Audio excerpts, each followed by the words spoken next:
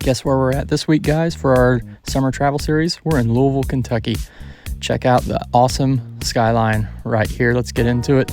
So start off the trip with a tour at Evan Williams Bourbon Experience. That's in downtown Louisville. The tour that we went on was a pretty basic one. It was only $18 you can book on their website. Here, this is a scene as part of the tour. It's kind of an interactive scene of Evan Williams down along the Ohio River. It's kind of a video walkthrough of a few things as his work in the early days after the formation of Louisville. This was a really super cool tour and kind of a fun video to watch. Completely different than any other tour that I've been on at a distillery, so I would highly recommend for sure checking this out. So, and they kind of take you through how they make the whiskey on site. There's only like a barrel a day here. It's a pretty small operation, pretty small building in downtown Louisville.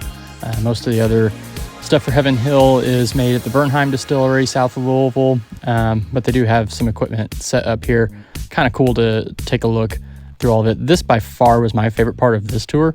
So this is what Whiskey Row looked like back, I think it was before Prohibition or something. It's like this cool little setup, all the little storefronts, and we actually went into that part to do our tasting here. So we had Evan Williams small batch, we had Evan Williams single barrel, we had a distillery only site select there, and Evan Williams 12-year.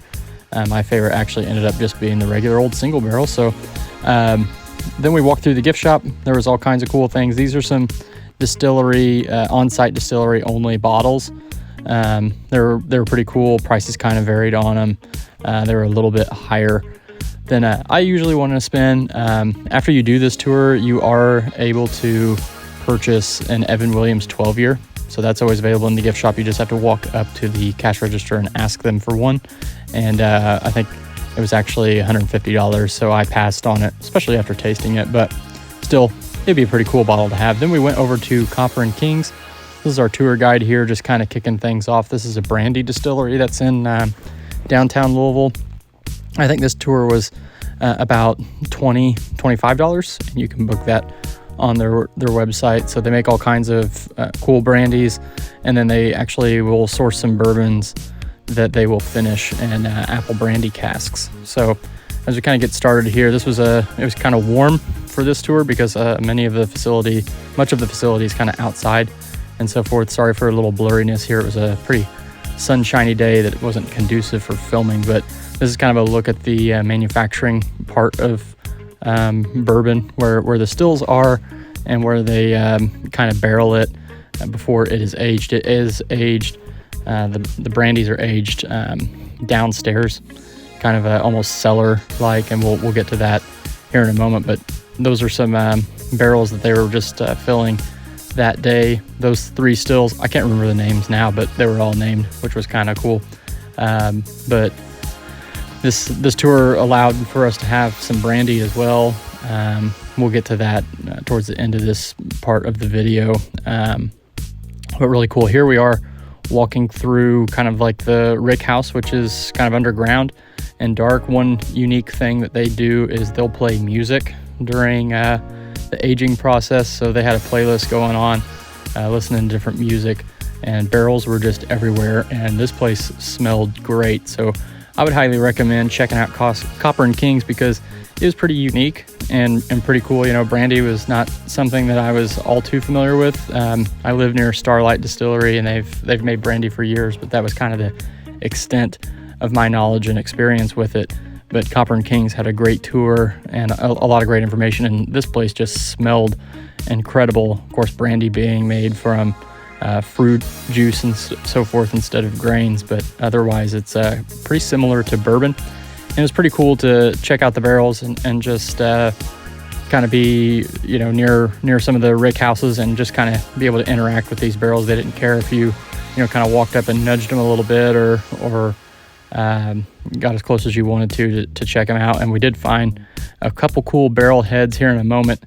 I just kind of want to really give you a look at this space because there were so many barrels down there, but there were some barrel heads that were really, really cool that here we're checking out the vibration from the music that we thought was pretty cool as they were kind of blasting out some different tunes throughout throughout the day. So that's kind of a unique and cool thing. That's the barrelhead that I wanted to check out, Sun King Brewery. Shout out to our friends up there in Indianapolis. Great beer. Check it out. They had some of their brandy being finished or aged in an old Sun King barrel, 2 of them actually. So I thought that was pretty cool. Plus that Wilderness Trail one that was right next to it. But here we are at our tasting. So we tasted 4 different brandies, or 3 different brandies and 1 of their finished bourbons, and then the Distillery Dog. How could you go wrong with that? But my favorite was I think it was like 111 proof brandy. It was super tasty. So Copper and Kings is something that I would highly recommend, especially if you've never had brandy before. And then we checked out Rabbit Hole. So this is all of their cask strength options here, that they have different artwork on the bottles. I think a couple of these were like Derringer cask strength, and I think they were $150 a bottle, so I kind of passed on those. But this is a look at the gift shop. They had all kinds of cool things. And then they have a cocktail lounge upstairs. So this is just kind of the on the way up to the cocktail lounge, walking up this ramp and so forth.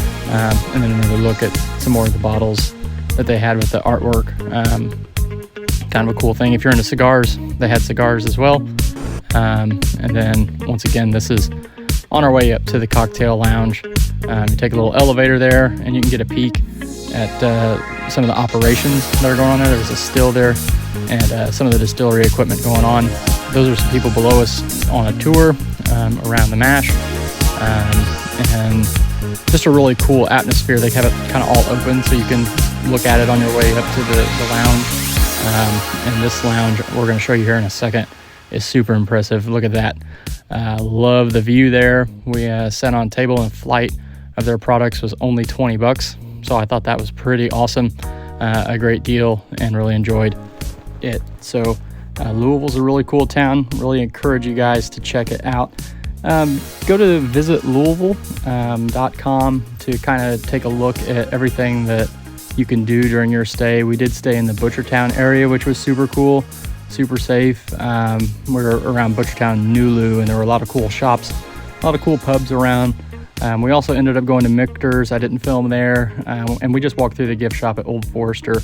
So a really cool time in Louisville. I think it's something that you definitely need to check out this summer. Take a stop by Louisville.